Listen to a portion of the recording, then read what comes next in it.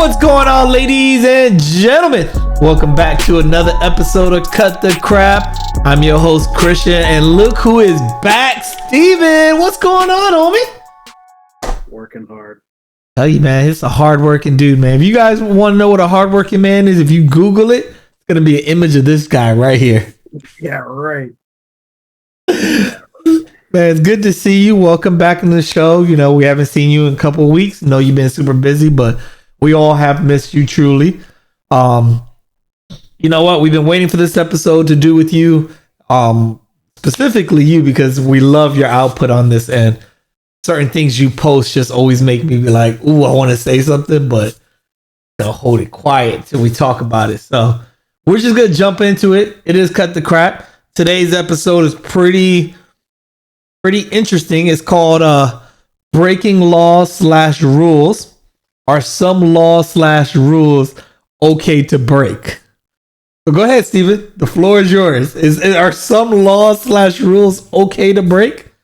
So I'm gonna go ahead and start. One of my favorite shows when I was a kid was the Animaniacs. Just want to throw that out there.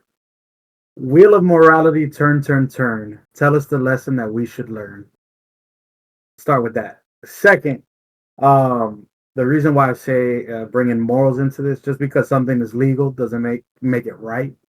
Slavery was legal at one point. Right. Capital punishment is still, I'm for it in certain instances. You know, I feel that, there should be some boundaries with it. But just because something is legal doesn't make it morally correct. I agree with you. There are laws out there that are created that are just unjust, like you said, slavery at one point, all that. So go ahead. And just, I think I've said this probably on the podcast multiple times. If there is a law that the punishment, it is no jail time or anything like that, it is punishable by fine, that means that it's legal for a price. So it just means how much money you have. Dude, I've literally seen here in Miami, I've seen a Ferrari parked on the side of Coral Gables. The dude knows that it's a parking ticket. You think that he cared? No, definitely not. What's an $80 parking ticket? He literally just left his Ferrari like in the middle of somewhere and just walked off. Like, it's things like that. So I mean, it depends on how deep we want to go into this. But anything that is punishable by a fine and is never jailable, that just literally means it's legal for a price. It's another just taxable offense, and it's just a way for the government to make more money. That's my 2 cents on it. Depends on how far we go in. I mean, we go pretty far into it. I mean, there's a lot of things we could go. Like a lot of things when you finable offenses. I mean, I agree with you. Finable offense. You have said that before, and now that it's starting to come back to me, I forgot what episode, but you have said that if there's a fine or a penalty like speeding and all that, it's okay. You can speed. It's legal for a price, you know. So that's a moving violation. So it's a little bit different. I got a better one to use for that. Okay. That I'm pretty sure that you can't get your license taken for it, even though it's something. And you've gotten a ticket for it. I've gotten a ticket for it. Window tints. Oh, man, I've gotten so many tickets for that. But that's a perfect example. Like, a lot of people will use Virginia. In Virginia, a lot of people know that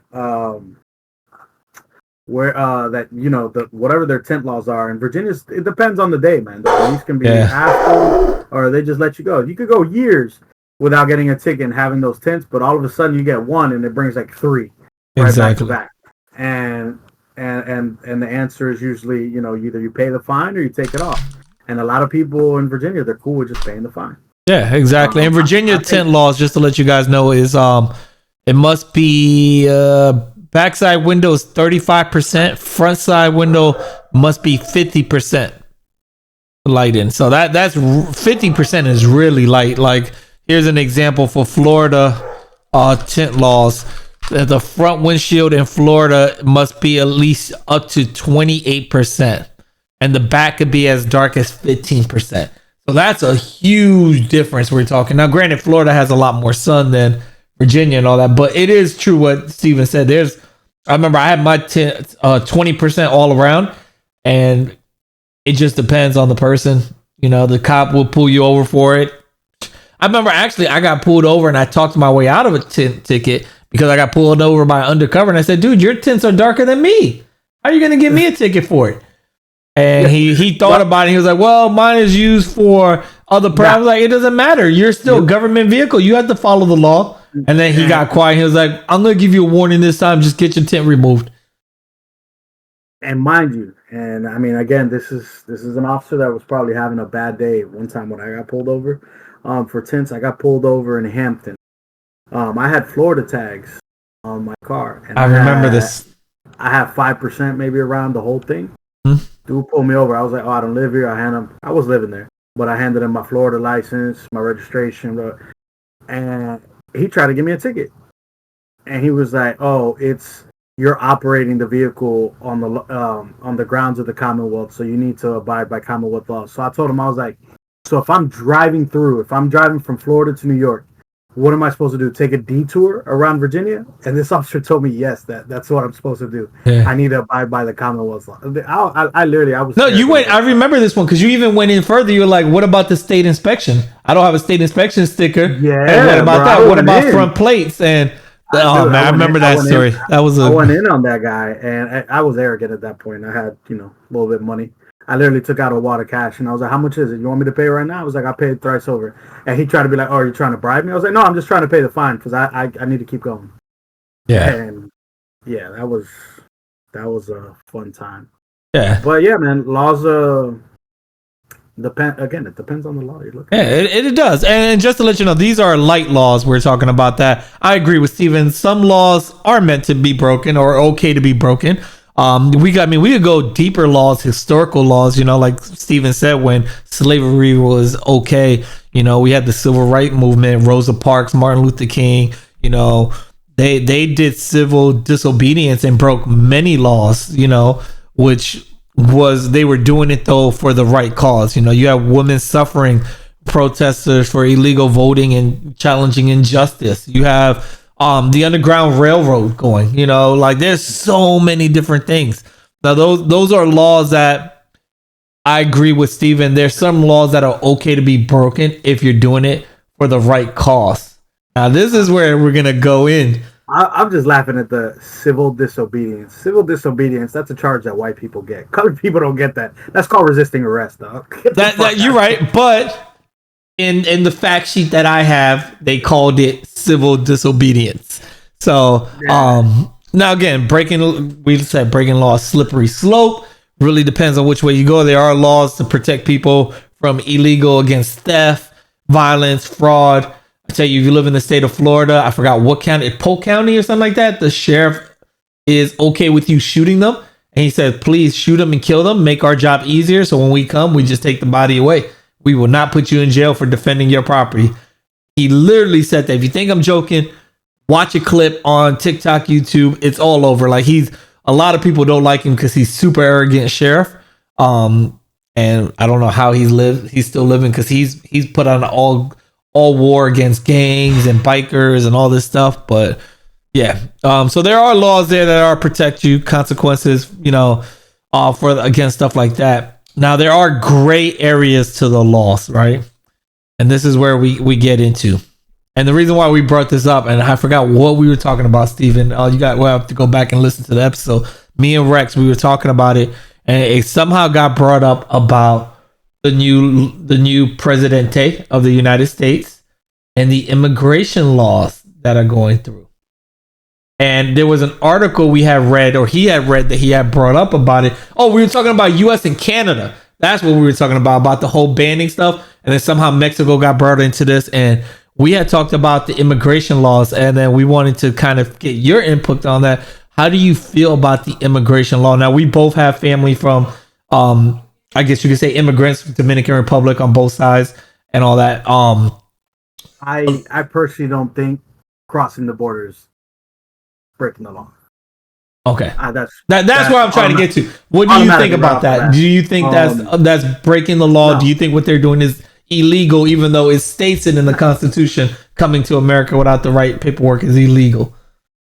I don't think it's illegal, because it goes against the fabric that we constructed ourselves on by accepting immigrants. And sometimes these immigrants came in shady manners. There were people that weren't authorized to be on those boats, because initially half of those boats you had to be registered to be on. And people snuck onto those boats. They paid illegal prices to get here.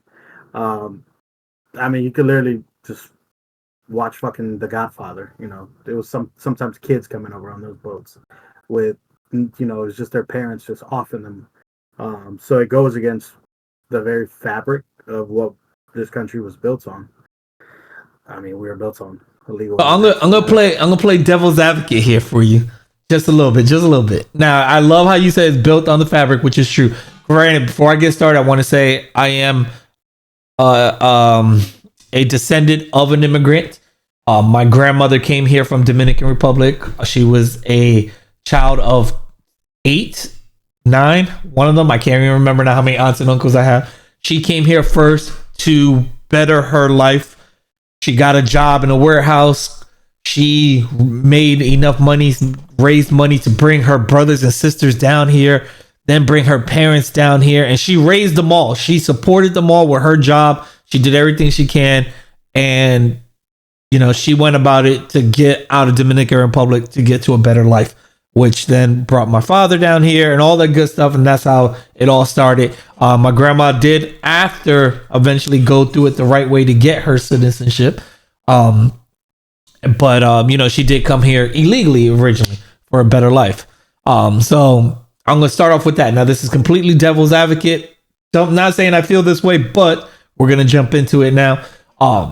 We say America was founded on the fabric of that. Correct. That's what the argument is. America's founded. Now, the argument stating now, though, is that yes, America has been founded that way, but now that we have been founded and we have developed, now we need to do it the right way, like other countries. What other country can you go to illegally and not be deported, just like how we're doing here? But we've always held ourselves to be different, not worry about the constantly. Americans only give a fuck about Americans. Wait, you're breaking up. Americans only give a fuck about Americans, and then you cut off. And that's it. So are we really going to compare ourselves to other nations only for when it's beneficial to us? We can ignore everything drowning us as a society? Well, I think that's the argument that's going on right now, is that people are saying that, again, devil's advocate, not me, but people are saying that we need to be held to the same standards, if not higher standards on this, and stronger border, because we're trying to set the example. As if you want to come to America, they're not saying coming to America is not wrong. It's just saying you need to do it the right way. Okay. So generally, what separates us and makes us, if you ask me, the greatest nation on earth. If you ask me, what makes us the greatest nation on earth is our Constitution. Our Constitution doesn't get altered every 4 to 8 years just because another president comes in. An executive order doesn't outweigh the Constitution. Correct. The 14th Amendment, for example, he can sign that shit all he wants. It got held up in a court of law in the Supreme Court in 1890 something. Mr. Orange Man is not going to overturn it. Mr. Orange Man. As much as he tries, he's not going to. And anybody who's an immigrant and supports that in any capacity is, in my opinion, a piece of shit. Because truthfully, again, it was something that was coined in the Jim Crow era, the 14th Amendment. And it's true what Mr. Orange Man said, that it was rooted in slavery, but it was just more than slaves. There was Chinese people, there were Native Americans that were displaced, Native Mexicans that they wanted to be a part of our nation, Texans specifically, that they were not born. And if you really want to go that adamant, even foreign citizens at that point in time, the Confederation, if you ask me, anybody who was born in the Confederacy, they should have been prone to that policy too, because that was a rebelling nation and they declared independence. It's not for this guy to just come in here and be like, oh, this is how it's going to be. That's what separates us. Japan has one of the strictest immigration policies. That's what I was going to look at. Okay. How many? But I don't even want to go to I don't even want to go to Japan that far. I'm gonna go one closer to home. Dominican Republic. They change their constitution all the goddamn time. And just think about what needs to happen in the United States for the Constitution to change. Yeah. I mean, just think about the biggest change in the Constitution there ever was. What happened? We literally went to war because white people had to pick their own cotton. And miss me with the bullshit if you think the Civil War wasn't about slavery. Yes, the fuck it was. There it was. Yeah. Like, you could do whatever dive you want into, but literally within the first, like, 3 paragraphs of any one of those Declaration of Independence from all them rebelling states, slavery is going to be mentioned. So obviously it was that important. But that's what separates us between other countries, that our constitution just doesn't get changed on the wall. Now, I'm sorry, real quick, because I want to stay on this topic real fast. This is sourcing MSNBC that 61% of Americans, the main reason people argue against immigration, is because 5 things: economic concerns, strain on public resources, security fears, cultural changes, legal versus illegal immigrants. Too many illegal immigrants are getting benefits that they should not be receiving. See, that's the one. How are they receiving it? Without a social. I'll argue the only thing that I've seen with my own eyes, and I have seen it with my own eyes, kids can go to school, so that is a social service. So that is one. And most kids are entitled, in most developed states, I'm going to call it developed states for the sake of it, is healthcare. No kid goes underinsured. I don't want to say underinsured, but you can always you can get Medicaid pretty much for in most every state without if you're if you're illegal or not illegal. You're able, if you don't make a certain wage, you're gonna get. They don't care about that. They're gonna give you healthcare for children. For children, exactly. Correct. For children. And again, I'm gonna go on the moral high ground here. No, go ahead, please. If you are a person that somehow you're a conservative and you thump this Bible, and you can, for whatever political ideology, sit here and tell me that a child doesn't deserve health care because their parents were born in another country, you are a piece of shit. I'm sorry. It is a child, and again, you hold yourself to the Bible, which half of them don't read anyways. I don't think Jesus would have turned away a child for health care. Well, they're not getting food stamps. Let's throw this shit out there. Some instances, New York is an extreme. I get it. But usually it's because of the kids. It is not for, Now, do I see things that happen? Yes, that are fucked up in certain communities, that they take these food stamps, they sell them for whatever, and usually they wind up back in their home country for whatever. Absolutely. But it's essentially in our nation, man. Like, it's there. And I just to joke around, I've seen memes online. Some conservative dude was like, so before legal immigration, who picked our crops cheaply? And then a black dude just pops up out of nowhere like, here you go. That's what it was before. Like, it's been there. I mean, we went from slavery to the Jim Crow era, which was, underfunded. Black people historically weren't paid what they needed to. And then mass incarceration helped that we have them working. For-profit prisons is a thing. Oh, it is. Big thing. If you don't know about it, look it up. There's a lot of for-profit prisons. People just go there for no reason. But another thing, since you brought up prisons, that is one of the reasons on here, right? The security of fears. They say about 13% right now of all homicides are coming from illegal immigrants. They're coming from MS-13 gang members, other gangs as well, but MS-13 is the biggest one. 2012, nearly 67% of gang homicides occurred with cities with populations of over 100,000 illegal immigrants. And they're saying this number could go down if these people are not coming here illegally on that. I mean, we do need a more thorough vetting.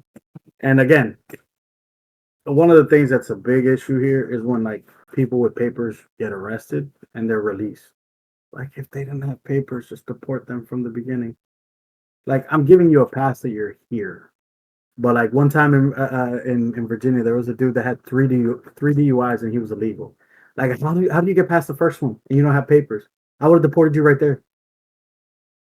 Okay, so let's say now we got through this, right? How can we fix the system? What if you were put in charge right away? What would you do to fix the system? to make people feel safe, make them feel that their economic concerns are not an issue. There's no strain to public resources. All the the main five that popped up. Well, And I let would me say just throw four out because there, the last one and doesn't even sound right. let me just throw out there the fear mongering that the media does when it comes to those extremes and violent crimes. I see on a daily living in Florida. I'm sure you do Oh too. yeah, The argument of illegal immigration versus somebody who's a burden on the system. I see Jesus out there with a bag of oranges and water bottles, walking around like this, like, hey, $1 for a water bottle and $5 for the bag of oranges. Meanwhile, I have, Billy Bob next to him holding up a sign, I'm asking for money. I saw So, one the other day. I just need money for weed. I'm not gonna lie. I started bro, I'll give him the laughing. money. I'll give him the money. I was laughing. I was like, wow, okay, But well. what, and it doesn't sound fucked up, but when was the last time you seen an American person on the side of the road selling water bottles and all this shit? No, it's usually somebody who probably doesn't have papers. This guy's asking for money. This guy's actually, he's not. He went and bought those water bottles and those oranges with his own money. And he's just trying to flip it. So who has a more capitalist mind at that point in time that we so, want in this country? But that's on a daily that you see. I see it every day. That's in South Florida. I see it also in New York. You see it in New York as well a lot. I didn't really see it much in Virginia. I actually saw it a lot in Colorado when I was there. Believe it or not, Colorado has a high population of Mexicans and all that, and there was a lot of Mexicans doing that as well, flipping it. But I agree with you. But back to what I was the original question. So, what would you do? You're president today. You are in charge. What would you do to help Americans fear or not fear this immigration stuff that's going on so much? Pathway to citizenship should be a thing.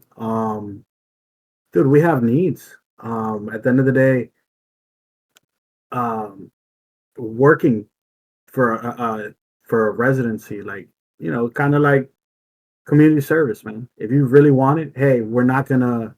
You get put on a probationary period. Register yourself.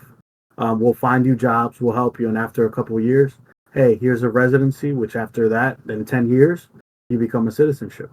You become a citizen, not a citizenship. Sorry, but pathway to citizenship should be a thing. Um, like just literally, I mean, open up centers and ask for people to volunteer. Be like, hey, these are programs that we're gonna try. Now, if you fuck up, you're gonna get deported. 100%. I'll be firmly beyond that. But you act like we don't have labor needs, bro. You'll have companies that'll back that up because at that point you're asking for companies to sponsor visas, et cetera, et cetera. You'll have investors right off the bat that'll be like, okay, here's cheap labor. Let's get these guys. Even if it's Juan Felipe coming by himself with his kids over in El Salvador. Hey, come work for this company. All we're providing you right now is this giant dorm-like setting. You go to work, and we'll help you through the process of, the right way to residency in the country. That's off the bat what I would think, because those programs do exist, but a lot of people don't know about that. You can apply. So make it bigger and make it more known. Yeah, bro. Yeah, because I thought we had something like that, but I'm like, until I Googled it just now, it's not advertised as much about stuff like that. No, and again, it's not just with everything else in the country. Monetize that shit, bro. They're just gonna monetize it. Like, hey, yes, we're gonna open this giant. Give me a company like that does blue collar work. We'll use Levi's. If you want Levi's to come back to the United States, hey, all right, let's get Levi's back to manufacturing in the United States. Open up a fucking factory in California or wherever the hell, and subsidize housing. Be like, hey, we just bought all of this. You guys could work here. This is just a springboard program for you to get your feet wet. After XYZ, we'll sponsor you for a residency to where then you can move on to better opportunities. I like that. Sponsored visas, bro. It's a thing. It just needs to become bigger because we do have work that needs to get done here. It's obviously there, but stop exploiting, because at the end of the day, these immigrants, they're exploited. I'm not gonna go out there and fucking pick oranges for $7 an hour or whatever. And it's not just oranges, construction too. Bro, roofing, all that stuff. Construction. We'll use construction. I would love to see the first company, construction company, a property development company that could go out there and put on their stamps 100% American labor. How much would that house cost? Think about it. Like, you just bought a house. How much do you think your house would have cost if it would have been actual American people constructing that shit 100% of the way?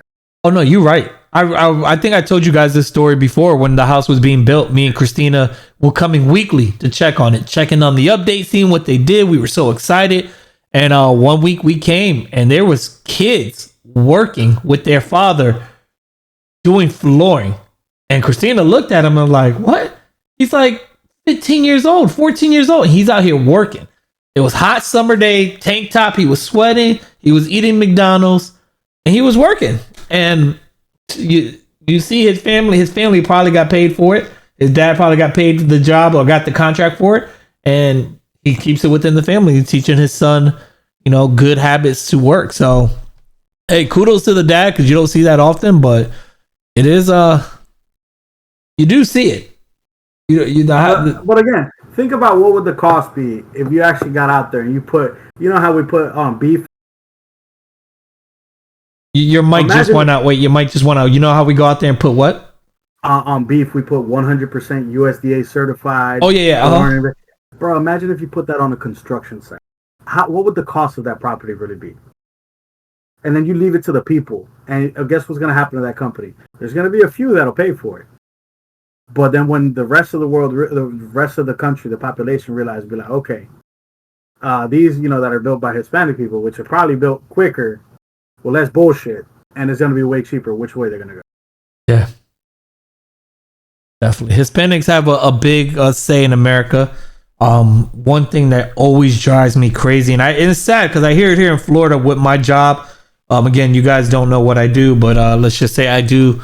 Well, I told you what I do. I go to body shops. Never told you the company, and I negotiate with rates. And unfortunately, I have ran into some shops where they are Caucasian and they always complain about Hispanic culture. Oh, why can't they just learn to speak English and this and that? And I'm like, well, English is not America's native language. I was like, and I always use it from you, Stephen, because you're the one that taught me this. So I kudos you, because I never knew that in my young mind. You taught me at an early age, at like 18, 19.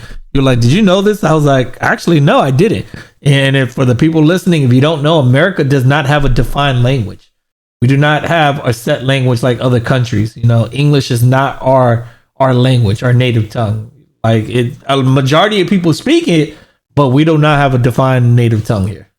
I think it's like 27 states where it is the official state language. But like here in Florida, man, I remember one time when I was down in Isla Morada, which, that's how it was founded. A wonderful person from another race looked at me and was like, it's not Isla Morada, it's Isla Morada. And I want to look at how I was like, lady, like, Spanish has been being spoken in Florida way longer than English has. Like, fuck off that you're pronouncing it wrong. And it's actually now, as of today, it's 32 states. I just looked it up, defined as their official language through their laws and constitution for the state laws. So this is where states' rights and federal things intermingle, because the Americans with Disability Act and the Civil Rights Act kind of covered that you can ask for most things that are federally subsidized that receive federal money in another language, and you can even claim that it's a disability or something for them to give it to you, translate it for you. And it's funny, I'm looking at some of the states and I'm like, well, that makes sense why these states aren't. They're crazy, like North and South Dakota, Maine, Louisiana.